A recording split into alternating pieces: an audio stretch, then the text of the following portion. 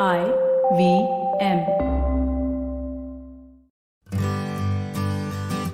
Hi, I'm Utsav, a behavior researcher by training and a slow traveler by passion. Postcards from Nowhere is a travel podcast where I condense a decade of travel experiences and explore not just the where, but also the why and how to travel. My stories emerge from slow traveling the less explored parts of the world: Bosnia and Herzegovina, Armenia, Uzbekistan, and even China. At the end of each story, I give practical tips and new ideas about how to travel better. This week, I take you to a rare bookstore in Shimla, which houses not only the copy of the American Declaration of Independence, but once also housed The Perfection of Wisdom in 8,000 lines. So first of all, thank you so much for taking time to speak with me. You're welcome. Could you just tell me a little bit about this institution I am in right now? The shiver you hear in my voice is all thanks to the chilly December afternoon in the Himalayas. I was in Shimla, en route to spending a few weeks in the Kinnaur district. The institution I talk about is present on the very touristy Mall Road of Shimla, very visible to anyone walking past, but a few step foot into it. Well, my father was a qualified geographer, a postgraduate, and MA in geography, and was teaching in the Foreman Christian College, Lahore. So just before the partition, he had to come back here because his father called him back. And when he came back here, he couldn't find a job. If you recognize this voice, this is Rajiv Sood, whose voice you also heard in the episode, The Improbable Impact of Nature on 2000 Languages, where he eloquently brought out the diversity of languages in Shimla and helped me uncover the impact of nature on human languages. But I will admit, I shortchanged you when it came to Rajiv. While he not only has a treasure trove of stories and histories of Shimla, he is also the proprietor of this unique institution, Maria Brothers. So initially, he started with a modern bookstore dealing with textbooks and Right. stationery items and stuff like that. And subsequently, around 1951-52, he switched to antique books, which was actually at that point of time quite a scarcity because not many people were aware of an, an old book trade, Right. basically. Ever since then, it's continued. Unfortunately, he passed away in 95. Ever since then, I've been handling it. So we are trying to continue. Maria Brothers is no ordinary bookshop. It's an antiquarian bookshop, the kind that houses rare books. The store has minimal lighting, with only a small window for sunlight and a couple of light bulbs. But this isn't a way to create an ambience. There is good reason why rare bookshops often do this. Ultraviolet light can break down paper and cloth fibers, and visible light can fade colors. Artificial light too has a small proportion of ultraviolet light. And even if there are windows, they are often shaded or coated with an ultraviolet filtering film. This becomes especially true for Maria Brothers, as they also deal in antique maps, old photographs, and Himalayan arts and artifacts. Nevertheless, if the lighting did not give one the feeling of having traveled back in time, what Rajiv did next became the ultimate vehicle of time travel. He handed out a business card which said, "Established 1947. No biggie, you would say. There are many bookstores around the country which have a story and a heritage. But what caught my eye was the phone number listed on it: 5388. In the hours when the bookshop was closed, one could call another number, 5709. Many of you may not be old enough to remember that India once had such limited telephone connectivity that owning a landline connection was a big deal. But even as I was growing up, we had moved to 5-digit numbers. 4-digit numbers were a throwback to a bygone era.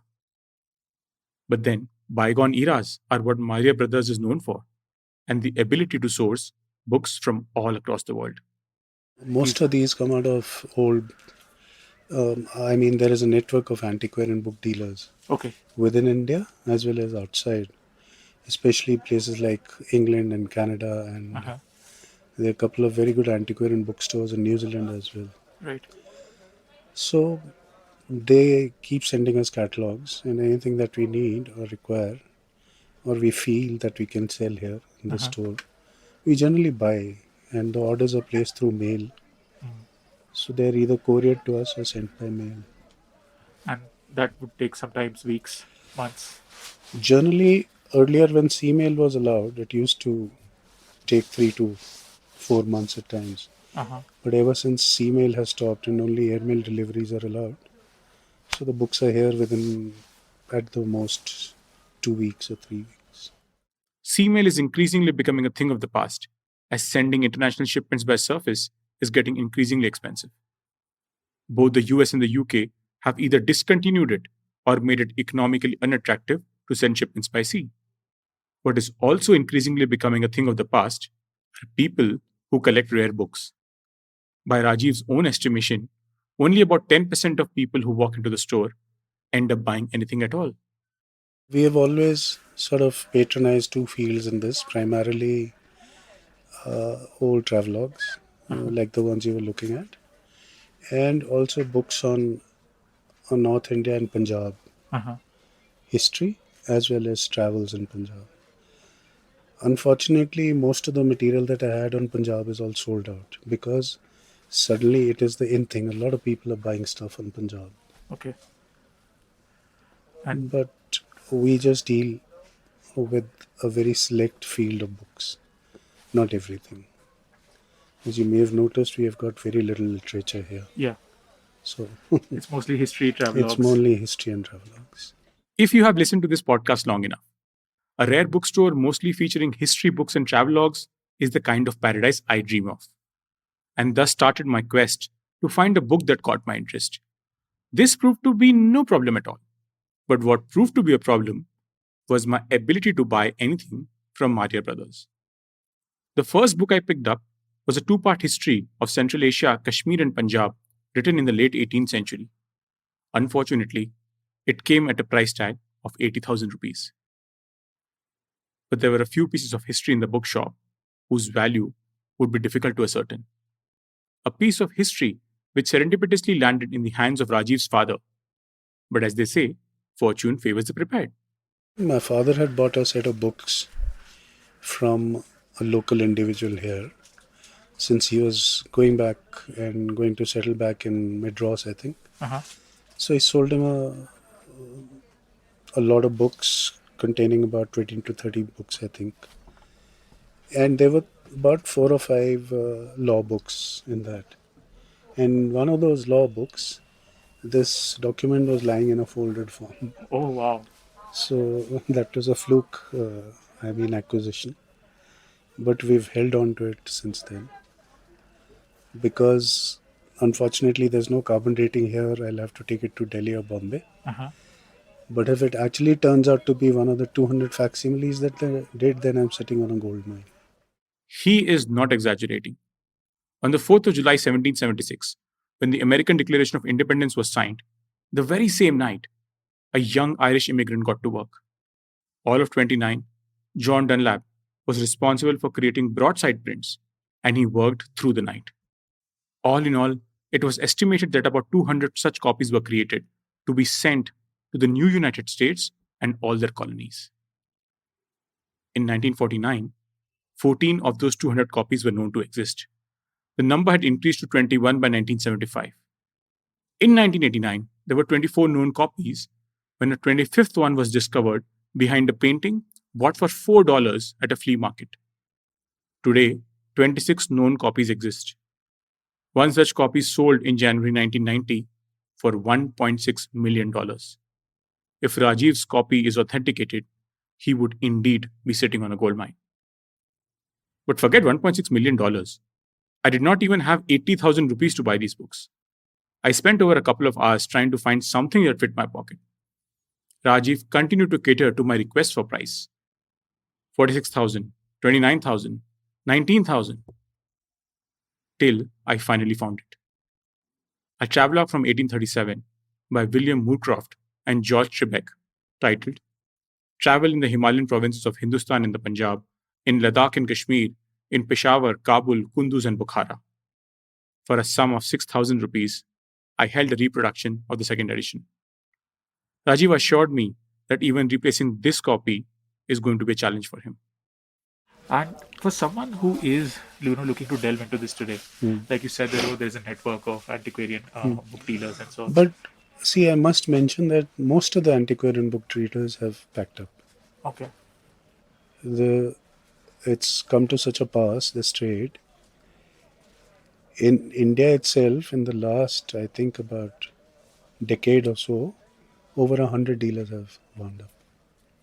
And that's because of lack of demand. Yes, that's because of lack of demand. And Also the growing prices. okay. Because people are not being able to replace things anymore. Because the availability has gone down. Today I sell you a book by Moorcroft.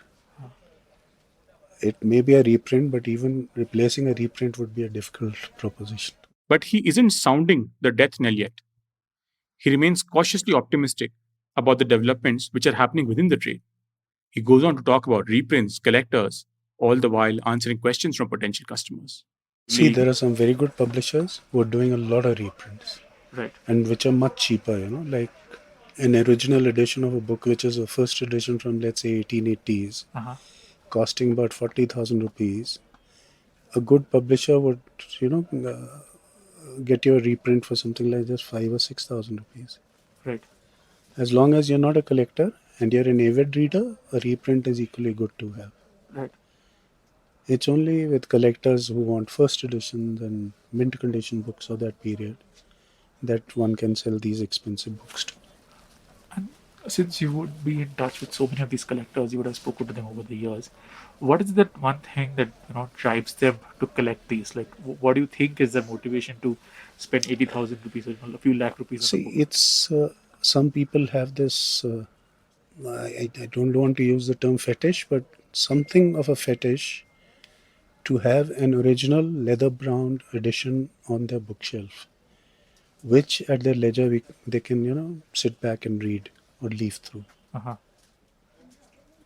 And it's like buying paintings or buying jewelry, old antique in auctions, and they have millions of dollars being spent there. Right. Hanji, kahiye. How much is this? That's 9,000 rupees. That's, I think, a first edition from 1892. But the book from 1892 is not the oldest one in the bookshop. There remains one elusive book that was once in the possession of Marja Brothers.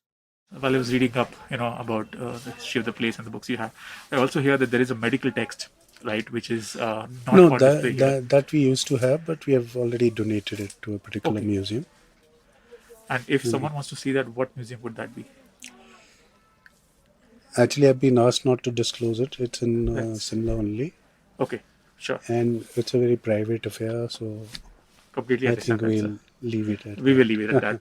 The book in question is a 12-inch by 30-inch book with leather parchment covers and weighs over 30 kilograms. It's written in gold and silver inks.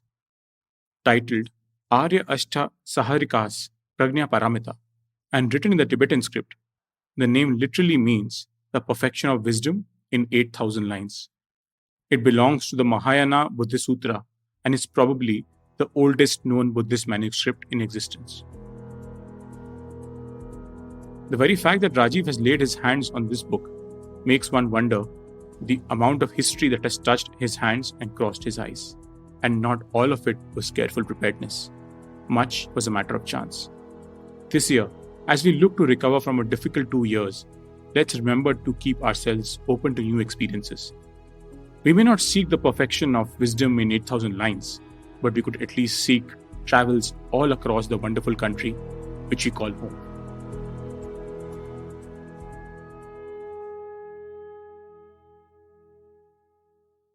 If you like this podcast, don't forget to check out other interesting podcasts on the IVM network. You can listen to us on the IVM Podcast app or ivmpodcast.com. You can also follow us on our social media. We are at IVM Podcasts on Twitter and Instagram. If you want to reach out to me, I am Utsav Memory on Twitter and YVTravel42 on Instagram.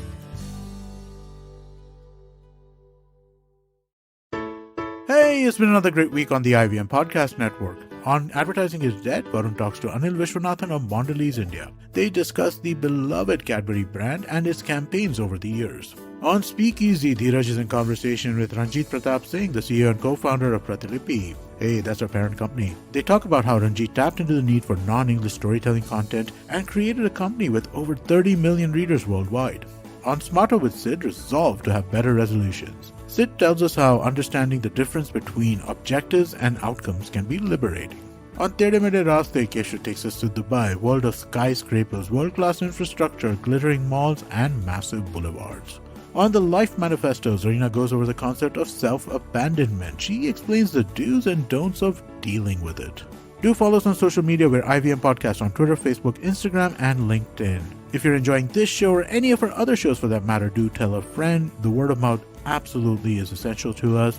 Don't forget to rate us on any other platforms that you've been listening to. And also, I'd like to ask everybody to check us out on YouTube. We have a number of channels going. You can find all of them on ivmpodcast.com/YouTube. And finally, we'd like to thank our sponsors this week, Cred, Bank of Baroda, CoinSwitch, Kuber, and Intel. Thank you so much for making this possible. Don't you think that if everyone around you is getting smart, you better be smarter? Hey there, I'm the traveling professor Siddharth Deshmukh, and I'm back with season 2 of my podcast to make you smarter. Smarter with Sid. What's this season's focus about? Well, it's about 10-minute nuggets that will make you stand out at work. It's time to go from smart to smarter. Tune in every Tuesday and Thursday and become smarter with Sid.